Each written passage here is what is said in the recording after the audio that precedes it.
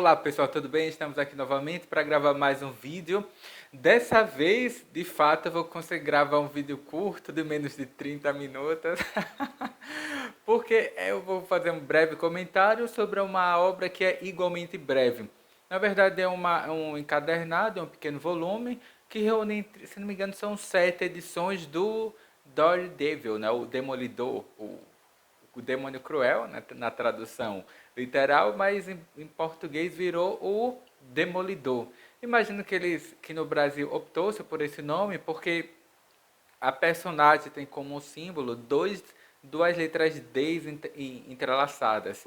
Então, Demolidor é uma palavra em português com dois Ds, então provavelmente eles optaram por esse nome. Mas o termo Demolidor não tem muita coisa relacionada com o nome de Demolidor. Tanto é que tem uma das personagens na história que chamam ele de Demon, né? Ou de demônio. Justamente essa referência ao nome em inglês, né? Original, né? Esse demônio cruel. Que é, entre aspas, o homem sem medo.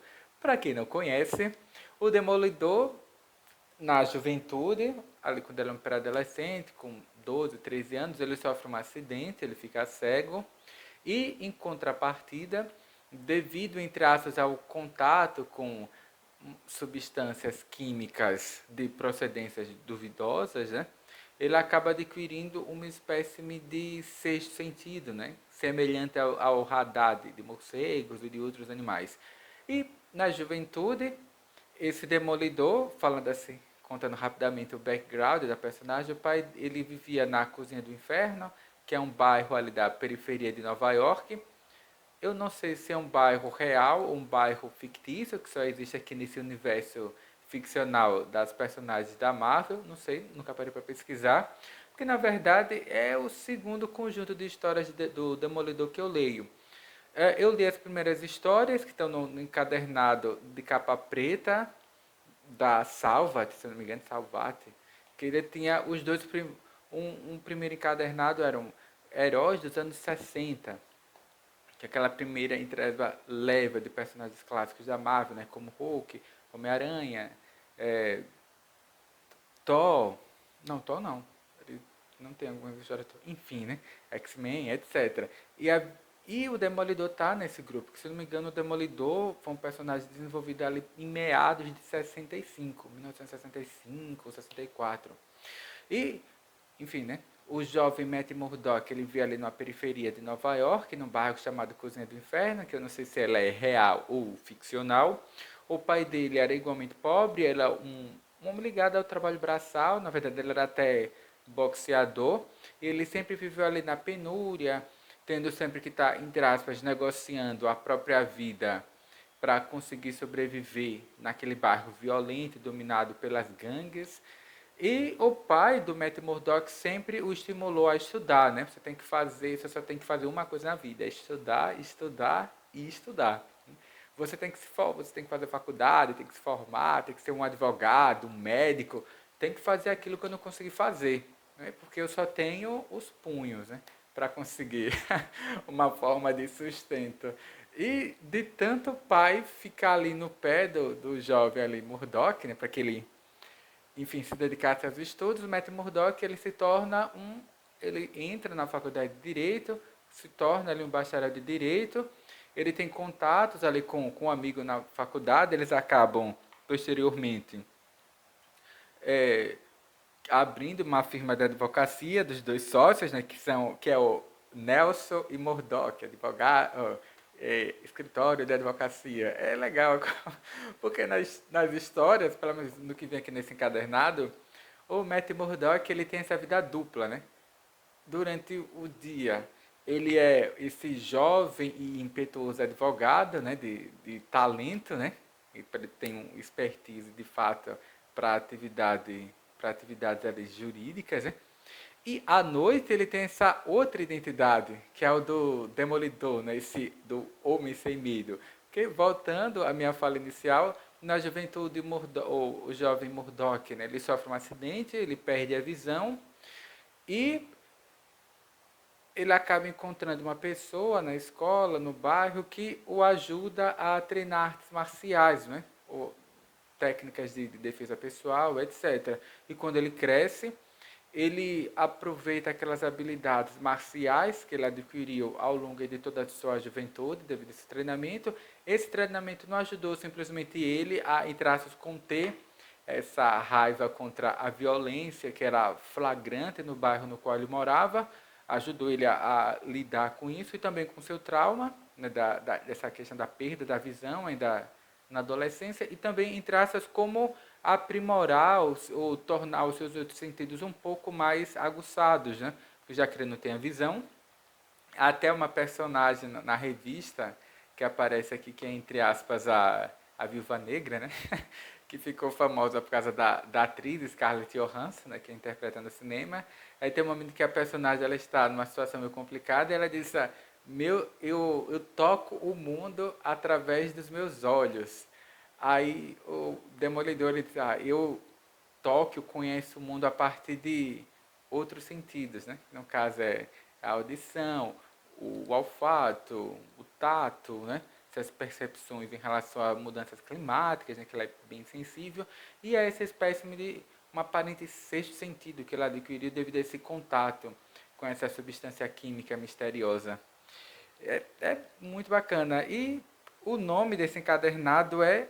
nem falei ainda, porque esse encadernado são só umas 7, 8 revistas ali dos anos 80. Na verdade, de 80, algumas de 85 e a última é de janeiro de 86. Quer dizer, de fato, nesse período aí do auge, né, dessa era dourada desses personagens, desses anti-heróis da Marvel, e em especial do Demolidor.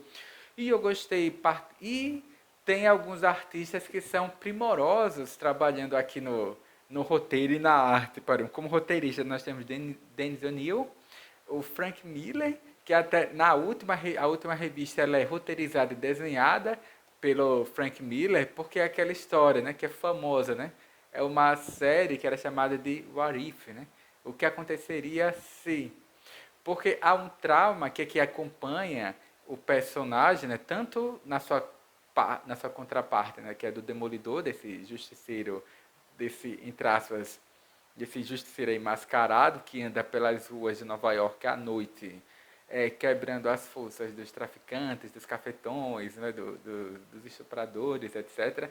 Porque o Murdock, né, o Matt Murdock, ele não tem superpoderes, não é um Homem-Aranha, não é um Capitão América. É só um advogado bombado, né, que tem esses sentidos mais aguçados devido ao treinamento físico dele e sai pelas ruas chutando as bundas dos traficantes, dos cafetões, etc., né? Dos molestadores de mulheres. E esse meio que é o, como é que eu posso dizer? O métier e o reduto do Demolidor. Você não vai ver. Só tem uma história que aparece ele se confrontando, porque ele acaba cruzando uma personagem que é o Abutre, que sai lá das páginas do Homem-Aranha, e acaba cruzando o caminho do Murdock. Ele, peraí, esse cara tá... Porque tem um episódio que na revista, aliás, é a penúltima desse encadernado, que eu vou mostrar daqui a pouco. O Abutre ele está em tiraças meio desfalcado, né, financeiramente, ele está numa situação meio delicada. Aí ele ouve falar que uma pessoa foi enterrada com as suas joias pessoais, né? Vai querer ser enterrada. À noite eu vou lá para catar essas joias que foram enterradas junto com esse cadáver. E era justamente, entre aspas, uma fé, era um romance ali que o Matt Murdock tinha, que coincidentemente, porque como sempre acontece nessas histórias, no momento em que o Murdock ele vai visitar o túmulo dessa sua paixão que acabou de falecer, ele encontra nada mais nada menos do que esse tal de Abutre, desenterrando lá a personagem que ele amava e que havia morrido há pouco tempo. Aí pronto, aí começa o conflito e a história continua. Tirando esse episódio, que tem de fato um vilão assim com, vamos dizer que superpoderes, na verdade só tem um traje que permite que ele voe e como se fosse um exoesqueleto, né, que amplifica as forças dos golpes, né, dos socos, dos chutes, pontapés, etc.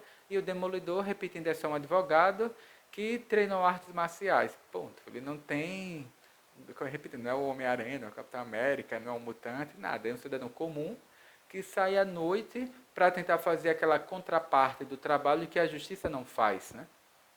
Enfim, mas o Demolidor ele tem um código de conduta que é bem, entre aspas, né? Que limita, de certa forma, as suas ações. Ela é uma pessoa que teve também uma formação religiosa, então ele tem uma série de conflitos éticos e espirituais, né? Que estão sempre, enfim, martelando na cabeça dele. E a história, pelo que eu percebi, porque repetindo, eu só li as duas, três primeiras histórias do Demolidor, que saiu lá no encadernado de capa preta da Salvat, eu li uns 2 anos atrás. Tem um arco de história que está saindo agora pela Panini, mas como eles reúnem e lançam encadernados com 6 edições, então assim, só sai uma edição nova, né, um encadernado a cada 6 meses. E o último que eu li já tem uma cara, já tem uns 7, já tem uns 7, 8 meses. O novo já foi lançado, já comprei, mas a Panini não entregou, né? Problemas aí dos Correios. Quando chegar eu leio e comento. E toda essa, eu sei que tem um marco interessante entre aspas, envolvendo essa personagem, o Demolidor, que é do final dos anos 70, início dos anos 80, inicialmente era desenhado, depois passou a ser também desenhado e roteirizado pelo Frank Miller, mas isso é que se passa depois disso, que é um episódio traumático da morte de uma personagem que era, entre aspas, essa paixão do Matt Murdock e do Demolidor, que era a Elektra. E aqui se passa bem depois disso, até ele diz, deve ter alguma coisa errada comigo, né? Todas as pessoas do meu entorno, elas morrem de forma violenta, né, e trágica, né? Ou pelo menos, né, o pai dele teve uma morte trágica, teve esse tutor dele que também morreu de uma forma bárbara, tem a Elektra, que é essa grande paixão da vida do Matt Murdock, que eles se conheceram ainda no período da faculdade, que também foi assassinada, né? Enfim, né, por um criminoso que havia acabado de sair da cadeia. Tem até aquela frase famosa, né, que ele diz, o assassino diz, você é boa, garota. Ai, ai. Mas como é? Até me esqueci agora a frase, que é uma frase que é muito utilizada, né? Assim, você é boa, garota, mas eu sou mágico. E enfia uma arma, não sei qual é o nome do ar, é uma arma oriental, ele enfia essa arma no abdômen dela, né? Perfurando ali esses órgãos vitais, intestino, fígado, não sei, né?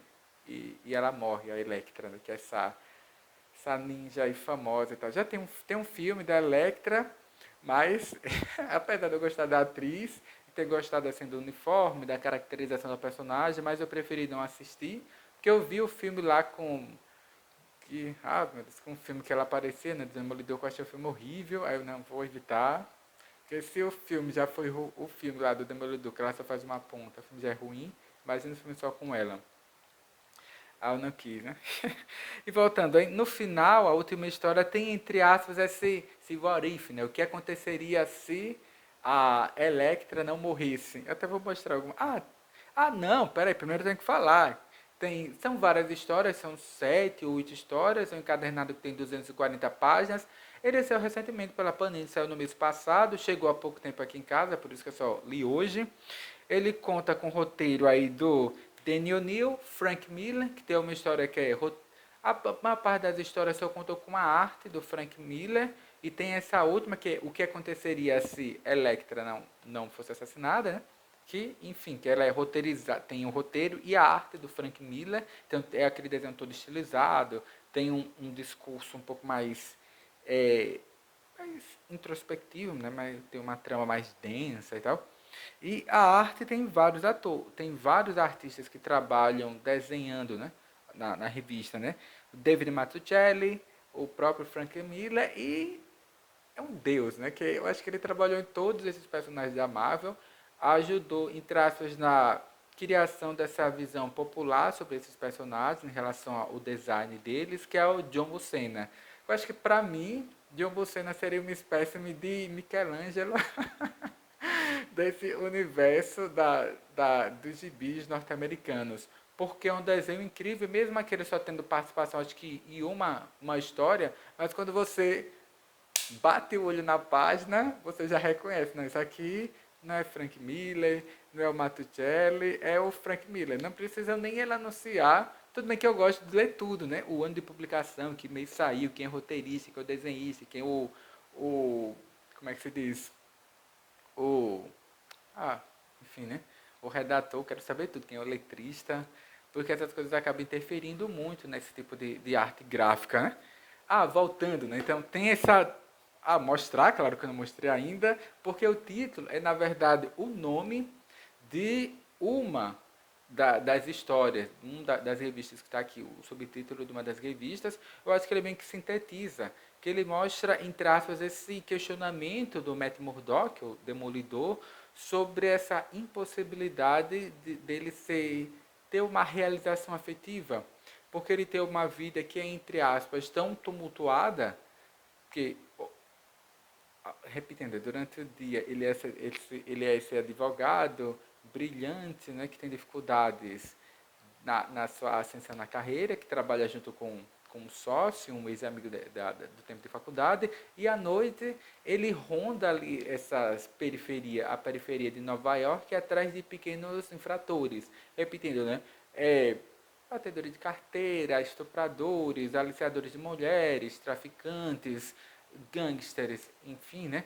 De facções menores. Ele não é um cara, assim, não, repetindo, ele simplesmente é um advogado que tem treinamento em artes marciais. Ponto. Ele não é um mutante, não é um extraterrestre, nada. Ele é um cara que já se cansou de ver, entre aspas, a ineficiência da polícia, a lentidão da justiça e quer, de certa forma, dar a sua contribuição, né? Como cidadão ali respeitável e que recebe 4.000 cruzeiros por mês, né? Como diria Raul Seixas, que é Amor em Vão. E repetindo, eu acho que o título combina muito, porque ele, ao longo da revista ele fala sobre esses dilemas, essas dificuldades de relacionamento que o Matt Murdock tem devido à sua, vamos chamar de atividade profissional, né?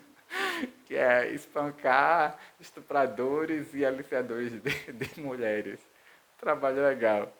E repetindo, ele tem vários amores ao longo da revista. Tem esse trauma da perca, né, da Electra. Tem uma outra mulher com que ele tem uma fé, um certo relacionamento amoroso. Ela liga para ele, né, Meta, estou precisando da sua ajuda, por favor. E ele não dá importância, né, para o telefonema. E no dia seguinte, ele descobre que essa pessoa que ligou para ele pedindo ajuda cometeu assassinato. Aí ele, porra, né? A mulher me pediu, a pessoa, enfim, me pediu ajuda e eu me recusei a ajudar e ela cometeu suicídio. Eu não percebi que de fato ela precisava de ajuda. Assim, não são histórias para que estou rindo, mas não são histórias para crianças. Elas têm uma certa densidade psicológica e aqui, como é, entre aspas, já só que bem avançado nos anos 80, são histórias ali de 85 para a virada de 86. Não havia, entre aspas, a atuação tão forte da censura, ou da autocensura sobre os gibis lá dos Estados Unidos.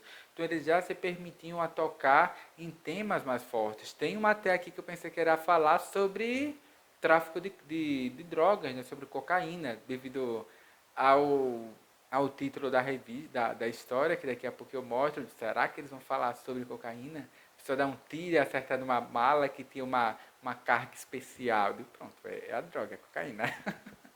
E, enfim, né, ele fala sobre esse trauma da morte da Electra, né, que era essa grande paixão da vida do Matt Murdock, o Demolidor. Ele tem essa outra personagem também que pede ajuda dele, era uma suicida, com que ele tinha algum relacionamento amoroso, e ele está no momento que ele quer se afastar dessa pessoa, justamente no momento que ela precisava de fato de atenção, ela comete suicídio. Tem uma outra personagem que acaba correndo uma série de riscos, né, de morte, justamente devido a essa sua proximidade com o Murdock. Aí tem uma paixão que é quase complementar ali, a vida do Matt Murdock, que, repetindo, é da Viúva Negra, né? Que eles têm uma certa atração ali um pelo outro, mas Murdock ele não tira da cabeça essa perca, né? Essa perda que ele teve, que foi a da Electra. Vou mostrar a revista, e é bonita, estou gostando dessa coleção, porque são revistas ali de meados dos anos 80, não, é uma coleção que não tem um título específico, A pessoa compra aqueles que ele mais gostar, porque, repito, eu comprei essa do Demolidor, comprei uma do Thor, né, que é a deusa do trovão, comprei uma outra sobre a Feiticeira Escarlate e o Visão, vou comprando de personagens que eu acho curiosos, até tem uma outra que eu vou começar a ler daqui a pouco, mas essa é fantástica, né? Tem esse Demolidor aqui envolto nessa neblina que se apossou da cidade de Nova York. E é bacana porque no final tem essa cena que é bem característica assim para esse espírito do Demolidor, que é ele e a Viúva Negra, né? Atuando à noite, né, em Manhattan. Aí deixa eu pegar aqui só para mostrar essa última edição, para mostrar que tem umas cenas que são bem fortes, né? Que o texto diz o seguinte: o homem que matou Elektra só o fez após escapar da prisão. É durante essa fuga que começa a minha história. Por um instante, o assassino que viria a cometer outro assassinato esteve perfeitamente sob a mira do fuzil de um guarda da prisão. Na sua realidade, o guarda hesitou por um segundo fatal. O mercenário escapou e essa fuga resultou no assassinato da Elektra. Mas, numa realidade alternativa, a apenas um pensamento de distância, ele não se deteve. O que levanta a questão, o que aconteceria se o mercenário não tivesse matado a Elektra. E tem essa capa aqui espetacular do cidadão levando um tiro quase que a queima-roupa na testa. Pá! Para ver que a história não é, entre aspas, né, para criança. Às vezes tem mostra algumas cenas que, enfim, é bem característico. Quem conhece essa arte estilizada do Frank Miller, lá dos anos 80, reconhece logo de cara de que se trata do Frank Miller, né? Que ele começou realizando assim, uma arte bem tradicional, pelo menos para esse universo ficcional da Marvel, e depois ele foi saltando, ganhando asas e tendo essas possibilidades de ações outras. E tem um outro texto aqui que eu até marquei para ler, para ver que de fato não é porque é uma história em quadrinho que ele tem uma narrativa simples ou não trata de temas, entre aspas, que poderíamos considerar mais complexos. Que é do seguinte: achei que ele ficaria grato pelo gesto. Eu sei do que eu gostaria, se fosse ele, né? Estavam prestes a matá-la quando chegaram. Porque ele conta essa história da esposa de um criminoso que foi sequestrada.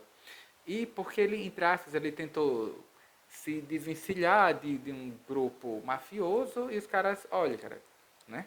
Você está envolvido demais conosco, você não vai sair assim simplesmente.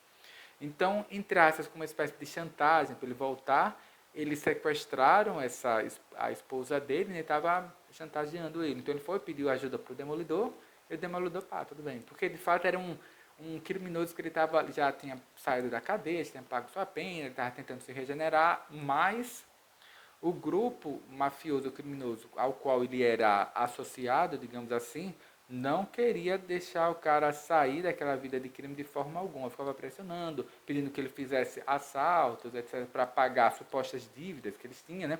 E aqui o contexto, né? Melvin arfa. Sinto o ar ficar carregado atrás de mim. E quando ele fala, ele soa como não soava há muito tempo.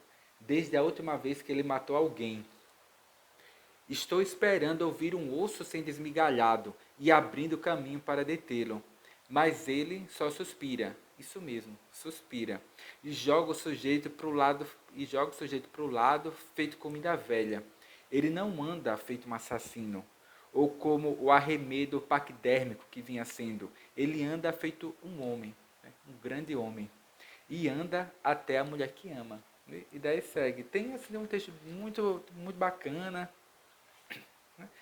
Para quem gosta, entre aspas, de quer ler uma história em quadrinho, mas que tem temas mais, entre aspas, adultos, né? Porque, repetindo, aqui nessas histórias do Demolidor, não há seres superpoderosos, não há mutantes, há essas tramas mais intimistas desse homem comum que se vê, enfim, né? Cercado por uma sociedade na qual abunda a criminalidade, a injustiça, a contraversão, e mostram essas personagens, como por exemplo o Demolidor, ou aliás, o Matt Murdock, que não quer ficar parado diante da ineficiência da polícia, da lentidão da justiça, etc. É um cara que ele quer agir, não por livre e espontânea vontade, porque ele sabe que as suas ações elas são importantes para pelo menos manter um ambiente minimamente possível para a sobrevida das pessoas, em especial as pessoas mais pobres.